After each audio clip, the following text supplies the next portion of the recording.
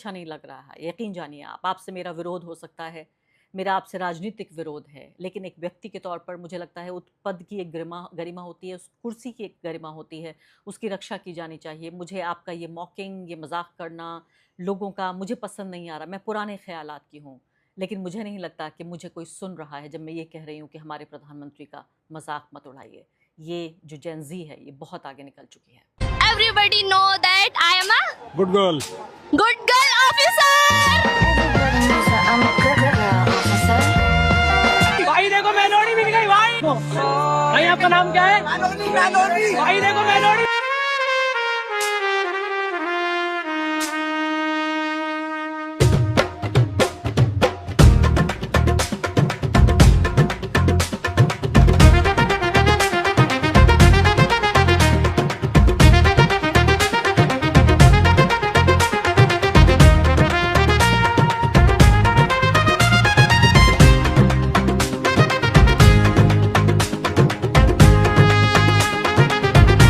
मोदी जी अगली बार रील बनाओगे ना तो ऐसे बनाना, ऐसे बनाओगे ना तो फुल लुक आएगी और आवाज भी बढ़िया निकलेगी। ऐसे क्या ना अच्छा नहीं लगता, सिर्फ नाक दिखती रहती है और आवाज भी अच्छी नहीं आती। ऐसे बनाना। अभी न्यू हो ना रील बनाने में, डेली एक रील बनाओ, आदत पड़ जाएगी। थप्पड़ से नहीं साहब, हमें प्यार से डर लगता है। आपको याद है सलमान खान की फिल्म में सोनाक्षी सिन्हा का ये डायलॉग?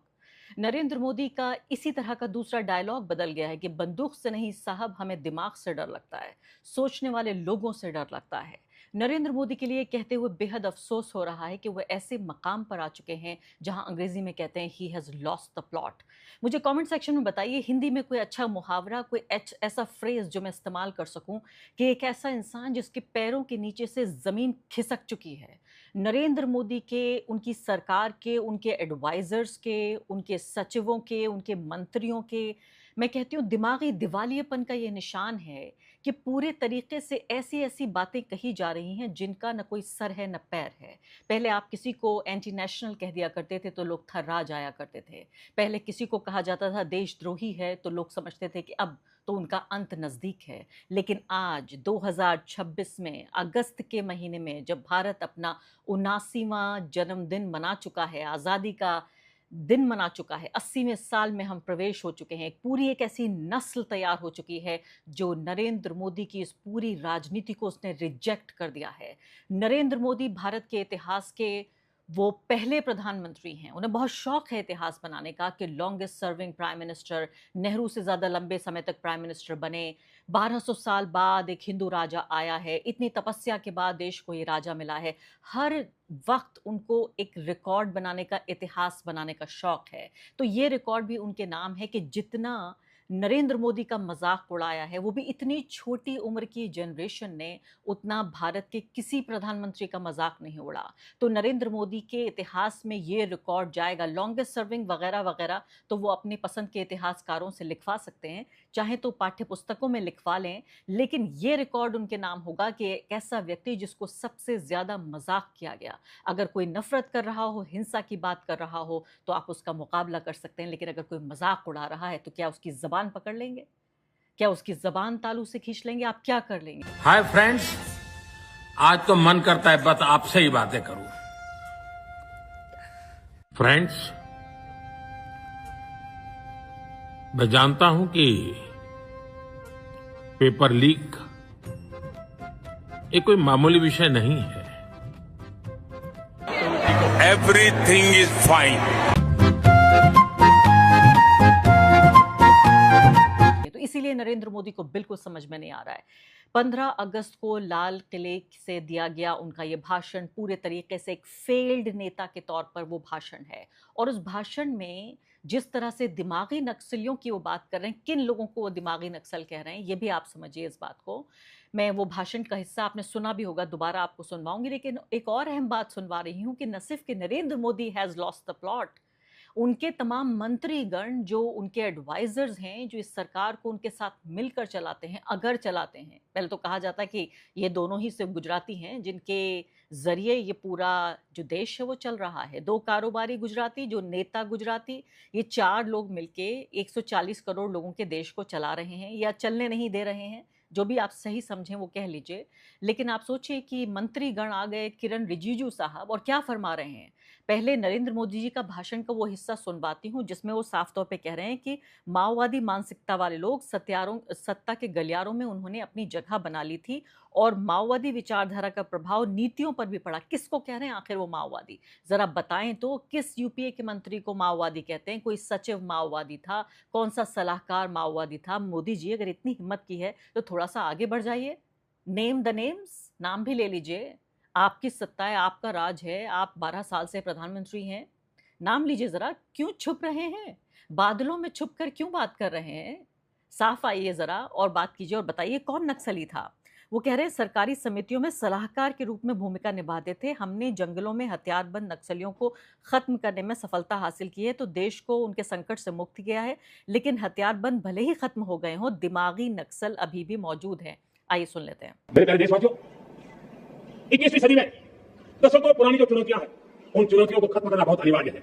नक्सलवाद, माओवाद लाखों युवाओं के भविष्य को तबाह कर दिया, अनेक माताओं के दुर्बल नौजवानों को छीन लिया, बर्बाद कर दिया, हर माँ बाप के सपनों को चूर चूर कर दिया। इस नक्सलवाद ने 4 दशक तक हिंदुस्तान के बहुत बड़े हिस्से को, बहुत बड़ी आबादी को दबोच करके रखा था, बंदूक के नोक पर दबोच करके रखा था, संविधान की धज्जियां उड़ा दी थी और देश के सामान्य नागरिकों की रक्षा में 3,500 से ज्यादा हमारे पुलिस के, सुरक्षा बल के जवान शहीद हो गए। युद्ध के अंदर जितने सैनिक मरते हैं उससे ज्यादा हमारे पुलिस जवानों को जान की बाजी लगानी पड़ी ताकि देश के सामान्य नागरिक को सुरक्षा मिले। इन नक्सलवाद ने धरती को लहूलुहान कर दिया था।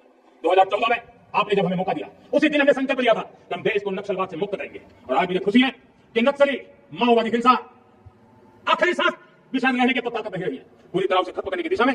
जहां पर कभी नक्सलवादियों की गोलियां चलती थी, जहां पर कभी धरती रक्त रंजित रहा करती थी, आज उसी नक्सल क्षेत्रों में, उसी इलाकों में नक्सल मुक्त होने के कारण विकास, विश्वास और प्रयास का तिरंगा लहरा रहा है। मेरे प्यारे देशवासियों, लेकिन इस चुनौती को हमें कम नहीं आंकना, इस चुनौती से हमें और भी सावधान रहने की जरूरत है। वर्षों तक देश की सत्ता में माओवादी सोच के लोग गलियारों में अपनी जगह बना करके बैठे थे। सरकारी कमेटियों में, सलाहकार के रूप में भी ये माओवादी सोच ने नीतियों को प्रभावित किया था। मेरे प्यारे देशवासियों, जंगलों में हमें हथियारी नक्सलों का खात्मा बुलाने में, उस संकट से देश को मुक्त कराने में सफलता मिली है।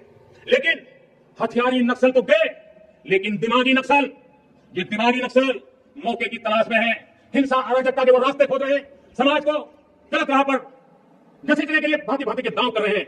इन दिमागी नक्सलियों को पहचाना होगा, इन दिमागी नक्सलियों को आइसोलेट करना होगा और राष्ट्र को विकसित राष्ट्र बनाने की मुख्य धारा की ओर देश की युवा पीढ़ी को जोड़ना होगा। जी हाँ, पहले नक्सलियों को ढूंढने के लिए जंगल जाया करते थे, आजकल ये नक्सली जंतर मंतर पर पाए जाते हैं। बिल्कुल दिल्ली के दिल में, आप सोचिए, पॉलिटिकल दिल्ली जिसे हम कहते हैं, जहाँ 140 करोड़ लोगों के भविष्य का फैसला होता है, जहाँ नीति निर्धारण होता है। भारत का सबसे महत्वपूर्ण जो सेक्टर है, जो डिस्ट्रिक्ट है, वहाँ बताया जा रहा है कि दिमागी नक्सली पाए जा रहे हैं। दिमागी नक्सलों का हम क्या करें? और वो कह रहे हैं कि उनको पहचानना होगा, उनको अलग थलग करना होगा। पूरी तरीके से देखिए, शुरू से ही, पहले दिन से, और आरएसएस 100 साल से इनकी पूरी जो आइडियोलॉजी है, ज़रा सा इंतज़ार कीजिए, रिजिजू साहब का बयान सुनवाती हूँ। उनकी पूरी जो आइडियोलॉजी है वो ये कि देश के सामने कुछ ऐसे चेहरे बनाए जाएं जिनको देश का दुश्मन बताया जाए कि देखिए, इन दुश्मनों के खिलाफ हम लड़ रहे हैं। यानी अपनी कोई विचारधारा नहीं है कि आप देश को बनाना क्या चाहते हैं, आप सकारात्मक कुछ नहीं करना चाहते, पॉजिटिव कुछ नहीं करेंगे, सिर्फ और सिर्फ विध्वंसकारी राजनीति है ये सिर्फ और सिर्फ चाहती है किस तरह चीज़ों को गिराना है, डिमोलिश करना है।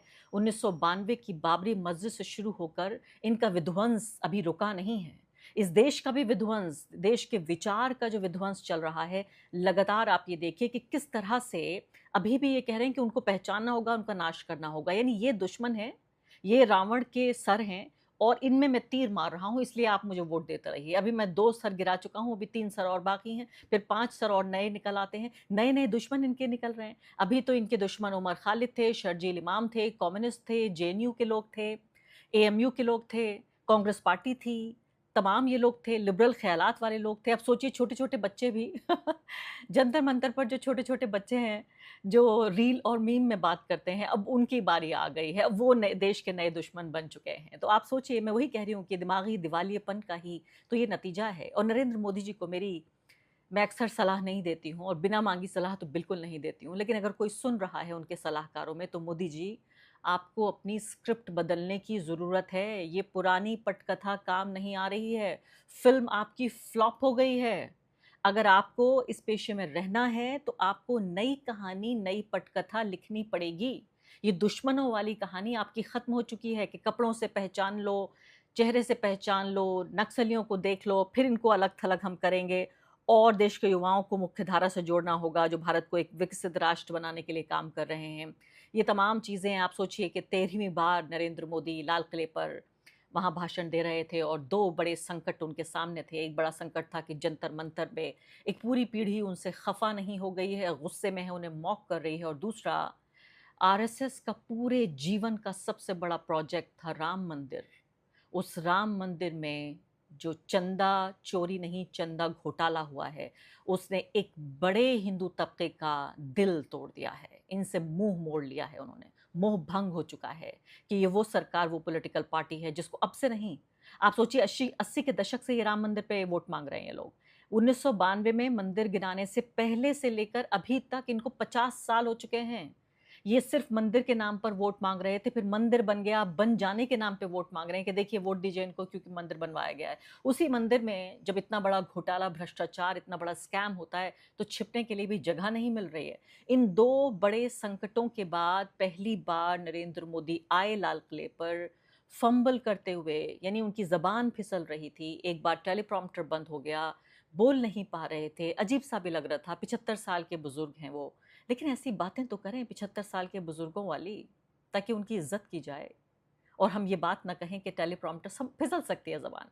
मैं इस मामले में बेरहम नहीं हूँ।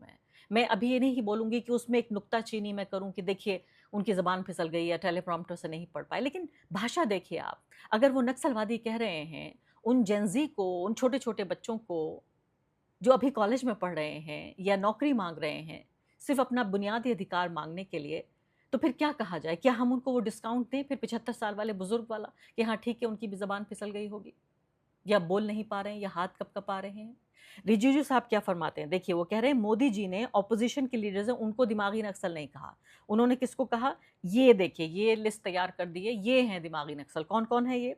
जो माओइस्ट को सपोर्ट करते हैं और इंडियन कॉन्स्टिट्यूशन को रिजेक्ट करते हैं, जो सेपरेटिस्ट यानी अलगाववादियों के साथ रहते हैं और आर्टिकल 370 का समर्थन करते हैं, जो चिकन नेक को काटने की बात करते हैं, यानी नॉर्थ ईस्ट के जो स्टेट्स हैं उनको काटने की बात करते हैं और नॉर्थ ईस्ट को भारत के बाकी हिस्सों से सेपरेट करने की बात करते हैं। इसमें कौन सी बात है? ये कौन सी ऐसी पहेली थी जो आपने सुलझा ली?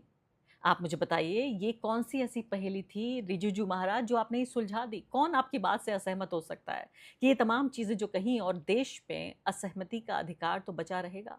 ट्वीट करके, बाकी लोग तो उसको भी डिफेंड नहीं कर पा रहे हैं, लेकिन ये ट्वीट करके महाशय फरमा रहे हैं कि आप ये समझिए कि हम सबको नहीं कह रहे हैं। यानी अब यहाँ पे क्या साफ करने की कोशिश कर रहे हैं? वो ये कह रहे हैं कि जेनजी को हम ये नहीं कह रहे हैं, ये लोग हैं। कौन है? माओइस्ट को सपोर्ट करने वाले, कॉन्स्टिट्यूशन को रिजेक्ट करने वाले, और दूसरे यानी कि कम्युनिस्ट के बारे में कह रहे हैं, लेफ्ट लिबरल्स के बारे में, दूसरी बात कह रहे हैं कश्मीरियों के बारे में, और तीसरी कह रहे हैं नॉर्थ ईस्ट के लोगों के बारे में। आप किन लोगों को रेखांकित करें? मैं फिर वही कह रही हूँ, जब इतना कह दिया है, यहाँ तक आ गए हैं आप, तो थोड़ी सी हिम्मत और कीजिए हुजूर, ज़रा सा नाम भी ले दीजिए, ये कन्फ्यूजन दूर हो जाएगा, हम भी पहचान लेंगे। मोदी जी ने वैसे ही कहा है कि दिमागी नक्सलियों को पहचाना होगा। कैसे पहचानेंगे हम? आप उनका नाम बताइए, उनका चेहरा हमें दिखाइए, तो हम अच्छी तरह से पहचान जाएंगे। तो पूरे तरीके से this government has lost the plot, Narendra Modi has lost the plot. ज़मीन पूरे तरीके से खिसक चुकी है इनके पैरों के नीचे से, इस कदर कि बार काउंसिल ऑफ इंडिया के जो प्रेसिडेंट हैं, पहले उन्होंने अपना वो आदेश वापस लिया जिस आदेश में उन्होंने कहा था कि नालसार में चीफ जस्टिस ऑफ इंडिया के कॉन्वोकेशन में चीफ गेस्ट बनने के फैसले से वो नाराज़ हैं, तो कहा आपको हम वकील ही नहीं बनने देंगे, आपको हम नामांकन, एनरोलमेंट ही नहीं करने देंगे बार काउंसिल में। उसके बाद उस फैसले को 1 घंटे के भीतर आप सोचिए वापस ले लिया, और अब कह रहे हैं कि उन्हें बहुत दुख है इस बात का और वो माफ़ी मांग रहे हैं। कभी आपने सोचा था इस तरह के दिन आएंगे? वही तो होता है, जब दर्द जब हद से गुजरता है दवा होता है, जुल्म जब हद से गुजरता है तो यही दिन आते हैं।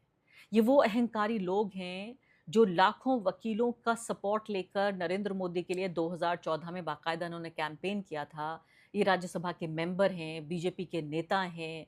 इनका इरादा था कि दशकों तक ये बार काउंसिल में बने रहेंगे, लेकिन इनके खिलाफ एक मुहिम छिड़ चुकी है और इस बात का इनको अच्छी तरह अंदाज़ा है, और मुझे नहीं लगता कि इनकी माफ़ी से अब कुछ होने वाला है। इनके खिलाफ अब मुहिम छिड़ चुकी है और मुझे नहीं लगता माफ़ी अब इनका कुछ भी बिगाड़ पाएगी या इनका कुछ भी बना पाएगी। अब आखिरी बात बताना चाहती हूँ कि अलग अलग लोगों ने उस पर रिएक्ट किया है। नेहा बोरा, इसके अलावा सौरभ दास, ये तमाम लोग ज़ाहिर है कह रहे हैं नेहा बोरा का ट्वीट है, वो कह रही हैं कि from the inheritors of the martyrs, यानी कि शहीदों के वारिस क्या कह रहे हैं, शहीदों के वारिस क्या कह रहे हैं कि ये जो अपोलोजिस्ट हैं और ब्रिटिश राज के जो बूटलिकर्स हैं, जी हाँ, ब्रिटिश राज के बूटलिकर्स हैं, आपने अर्बन नक्सल से शुरुआत की और दिमागी नक्सल पे आप आ गए हैं। आप अलग अलग तरह की जो कैटेगरीज़ हैं अपने विरोधियों के लिए लगातार बनाना शुरू कीजिए, करते रहिए लगातार इस काम को, और अपने नए नए दुश्मन आप पालते रहिए। हम जो भारत के लोग हैं, we the people of India, we who make this nation, this 80th independence day marks a resolve to carry on the ideals of the freedom struggle. यानी जो मान्यताएं हैं और जो मूल्य हैं हमारे आज़ादी की लड़ाई के, हम जो भारत के लोग हैं अपनी 80वीं सालगिरह पे हम उसको लगातार मानते रहेंगे। और जो हमारे शहीदों का खून है, जो हमारे देश को बनाने में लगा है, जो हमारे डेमोक्रेटिक प्रिंसिपल्स हैं, यानी हमारे लोकतांत्रिक सिद्धांत हैं, हम उनकी रक्षा लगातार करते रहेंगे। जी हाँ, मैं वही कह रही हूँ, मोदी जी अगर सुन रहा है कोई, तो आप समझ लीजिए कि आप सबसे नाकाम प्रधानमंत्री के तौर पर जाने जा रहे हैं। एक व्यक्ति जिसका 56 इंच का सीना होता था, उसको 56 इंच के बंदर की एक तरह से मैं कहूँगी उदाहरण इस तरह के दिए जा रहे हैं। मुझे अच्छा नहीं लग रहा है, यकीन जानिए आप। आपसे मेरा विरोध हो सकता है, मेरा आपसे राजनीतिक विरोध है, लेकिन एक व्यक्ति के तौर पर मुझे लगता है उस पद की एक गरिमा होती है, उस कुर्सी की एक गरिमा होती है, उसकी रक्षा की जानी चाहिए। मुझे आपका ये मॉकिंग, ये मजाक करना लोगों का मुझे पसंद नहीं आ रहा। मैं पुराने ख्यालात की हूँ, लेकिन मुझे नहीं लगता कि मुझे कोई सुन रहा है जब मैं ये कह रही हूँ कि हमारे प्रधानमंत्री का मजाक मत उड़ाइए। ये जो जेन ज़ी है, ये बहुत आगे निकल चुकी है।